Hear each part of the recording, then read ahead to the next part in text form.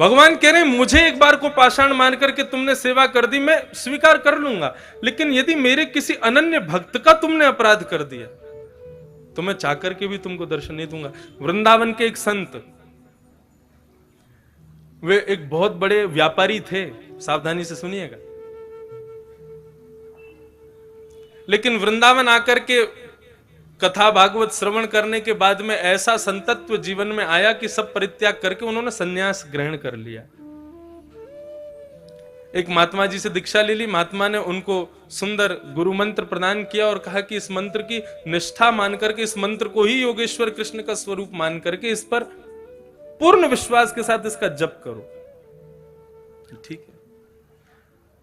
और जैसी गुरु जी की आज्ञा थी, पहले जमुना स्नान, फिर रज को माथे से लगा करके, रज को अपने 12 अंगों में लगा करके फिर मंत्र का स्मरण करना। ठीक है, सावधानी से सुनना।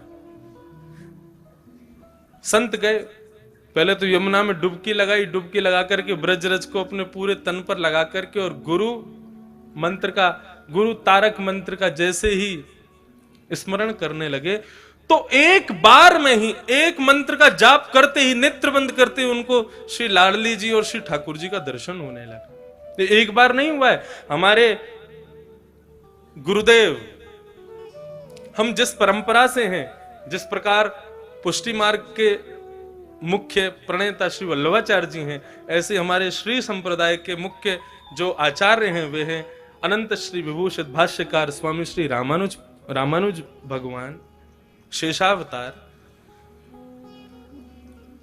जब उनको गुरु जी ने अष्टाक्षर मंत्र दिया हमारे श्री वैष्णव संप्रदाय का, तो गुरु मंत्र का पहला जाप करते ही शंख चक्र गदा पद्म धारण करके नारायण प्रकट हो गए और उनको दर्शन दे दिया। भक्तमाल में वर्णन है कि गुरु मंत्र का, वैसे तो शास्त्राज्ञा करते हैं गुरु मंत्र किसी को सुनाना नहीं चाहिए, लेकिन जैसे ही श्री रामानुजाचार्य जी ने पहला अष्टाक्षर मंत्र गाया और पहला मंत्र का उद्बोधन करते ही नारायण प्रकट हो गए, तो उनको प्रणाम करना भी भूल गए। क्या किया? बोले गोपुर है आरूढ़ उच्च स्वर मंत्र उच्चारो।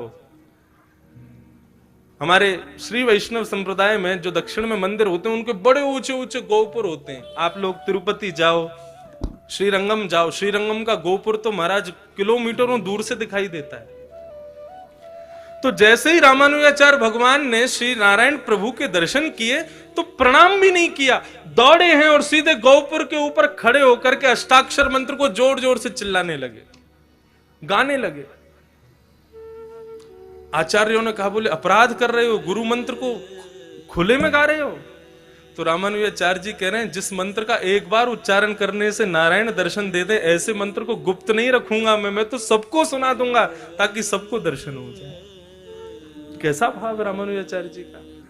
अभी दिसंबर में पूज्य मलुक पीठ वाले महाराज जी ने भक्तमाल की कथा अपने निवास पर गुरुदेव के स्मृति में की, तब उन्होंने श्री रामानुजाचार्य जी के प्रसंग में ये भाव सुनाया। मन को इतना भाया कि आज तक कम से कम नहीं तो ज्यादा से ज्यादा नहीं तो 10-12 हजार मालाएं तो अष्टाक्षर मंत्र की कर ली होंगी, लेकिन हमको दर्शन नहीं हुए।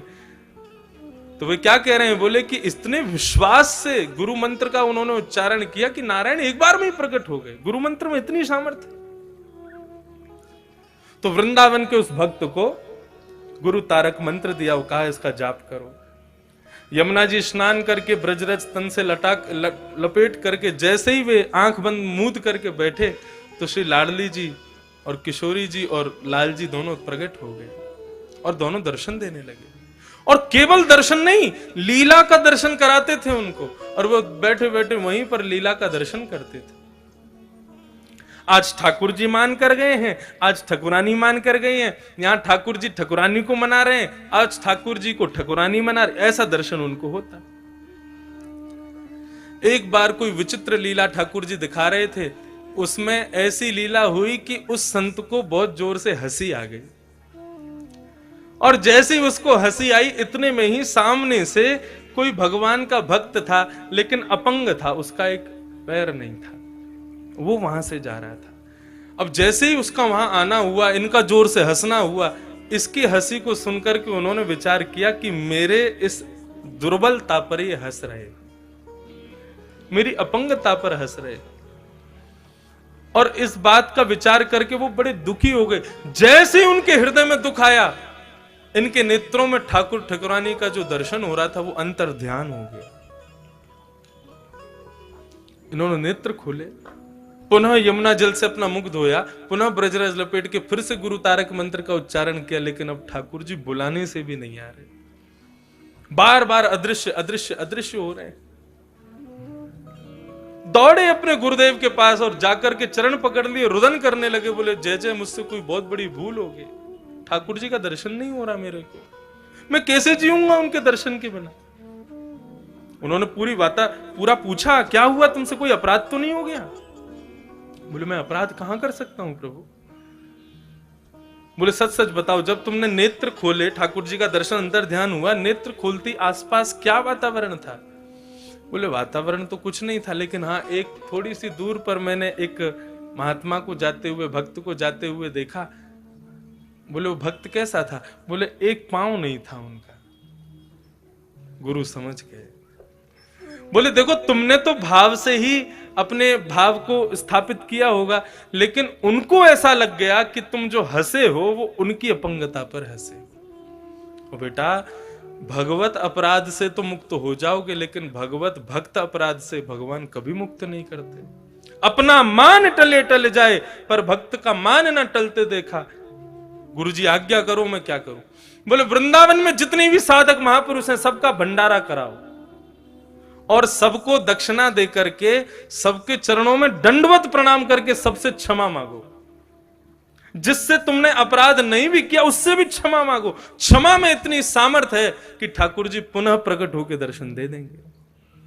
उन्होंने वही किया, सबको प्रणाम किया, सबको बंधुओं क्षमा। हमारे पूज्य नाना जी क्षमा का इतना सुंदर भाव बताते थे। वे एक बार मुझे बता रहे थे, बोले लाला, जब नाना जी विद्यालय में पढ़ते थे तो बता रहे थे, बोले मैं छोटा सा था और नाना जी की माता जी, हमारी पर नानी हुई, नाना की माता जी, तो पर नानी ऐसी कुछ भाव रहा होगा। तो नाना जी की माता जी बीमार हो गई,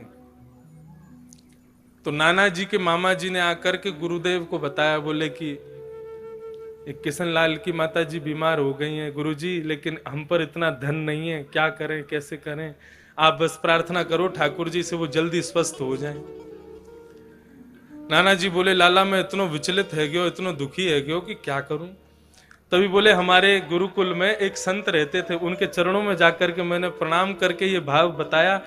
तो उन संत ने कहा, परमहंस जी, उन्होंने कहा कि बेटा एक काम करो, जितने भी विद्यालय में बच्चे हैं, जितने भी विद्यालय में प्राचार्य आचार्य हैं, जितने भी विद्यालय में कार्यकर्ता हैं, रोज सुबह दोपहर शाम सबको दंडवत लेट करके प्रणाम किया करो।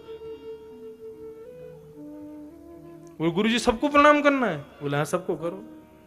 तो हमारे नाना जी बोले प्राचार्यों को कर लेंगे, कार्यकर्ताओं को कर लेंगे, लेकिन इन बालकों को करने में शर्म आएगी हमको, ये तो हमारे संग पढ़ते हैं। और गुरुजी इनमें से कई तो ऐसे हैं जिनसे हमारी एक आंख नहीं बनती, उनको क्या करें? गुरुजी बोले उनको तो और ज्यादा श्रद्धा से प्रणाम करना, हमने आज्ञा कर दी, अब ये काम शुरू कर दो।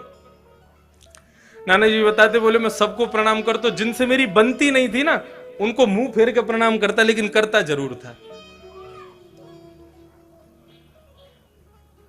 हाँ कल मेरी गुरुजी से शिकायत कर दी याने, या से कैसे बन जाएगी, लेकिन फिर भी बोले मैं उसके पास जाता, पांव छू करके लेट करके प्रणाम करता, और वो मजाक उड़ाता, हाँ ये हुई ना बात, ऐसे ही लेट के प्रणाम किया करो। वो मुझे और चेताते थे, लेकिन एक संत की आज्ञा होगी, मैंने प्रणाम छोड़ा नहीं, सबको प्रणाम करता, लेट लेट के प्रणाम करता।